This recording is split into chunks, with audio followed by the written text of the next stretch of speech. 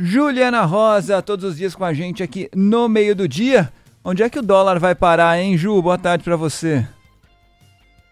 Pois é, não para de subir, tá demais, viu, Fábio? Bom dia para você, para Débora.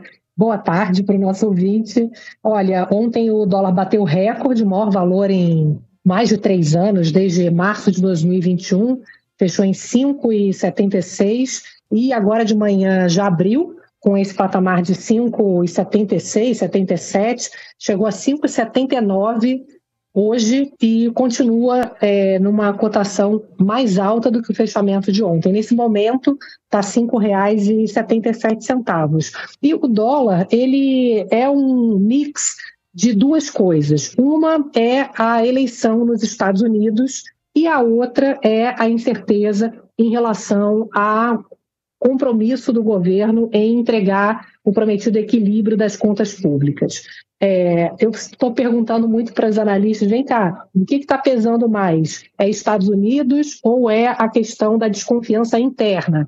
E todo mundo fala que está meio 60% interna e 40% externa. Por quê? O dólar está subindo em relação a todas as outras moedas, porque tem essa expectativa, há poucos dias das eleições nos Estados Unidos, do Donald Trump vencer as eleições e colocar em prática um pacote protecionista, que é o que ele vem dizendo que vai fazer, com isso dificultando as exportações de vários países, do nosso, por exemplo, e isso é gerador de inflação na maior economia do mundo, que pode levar, inclusive, a aumento de juros por lá. Então, você tem já esse movimento de preocupação com os impactos que uma vitória do Trump poderia causar na economia, e isso tem estressado o dólar. Agora, quando você olha o comportamento do dólar em relação ao real, em relação às outras moedas de países emergentes, o México, o Chile, a situação do real, você vê que a alta do dólar em relação ao real é bem maior do que de outros países, ou seja, a gente tem elementos internos colocando lenha nessa pressão da moeda americana. E aqui está tudo concentrado nesse momento a esse anúncio esperado. O governo prometeu fazer um anúncio depois das eleições municipais de corte de gasto público. Teve uma reunião do ministro da Fazenda, Fernando Haddad, com o presidente Lula. Na segunda, ele saiu sem dar nenhuma notícia, né? Então ficou a percepção de que o presidente Lula podia não ter topado o programa, né, oferecido pela equipe econômica.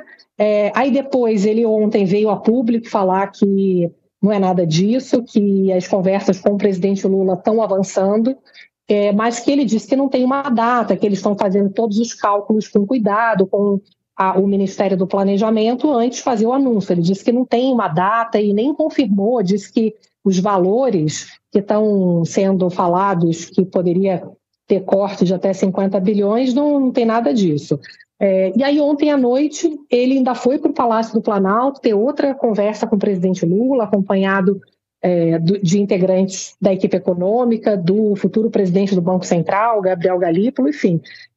E aí você tem essa tensão, porque a gente sabe que a equipe econômica, o que eu tenho ouvido ali da equipe econômica, é que você tem uma lista de propostas e eles sabem, inclusive o próprio ministro Haddad tem falado que precisa demonstrar a capacidade de entregar o equilíbrio das contas, porque para cumprir as metas, do jeito que está, o ritmo de crescimento dos gastos está muito acima do que as regras permitem.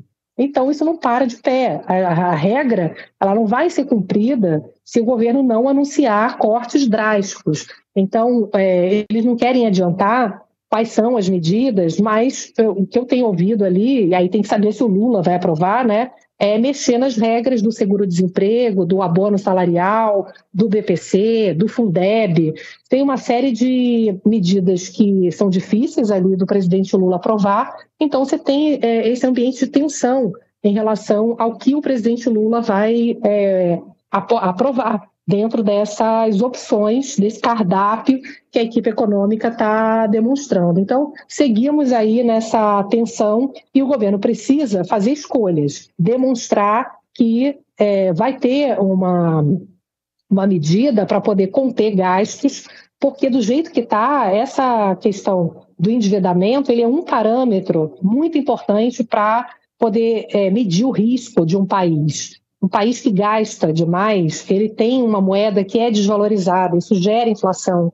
Os investidores cobram um juro maior para poder financiar a dívida do país. Então, não adianta achar que vai dar para fazer algo meia boca ou empurrar com a barriga, né? Deixar para depois, porque já está tendo uma cobrança alta de preço, que é a inflação no nosso bolso, né? Esse dólar alto já está gerando uma pressão inflacionária além da conta. Então, o quanto antes, Fábio, e a gente conseguir, Débora, ver o governo anunciando esse pacote, vai fazer muita diferença, claro. Um pacote que convença, né? Sem dúvida alguma, tem que ser algo robusto, né? Foi o que eu disse ontem, perguntei para você.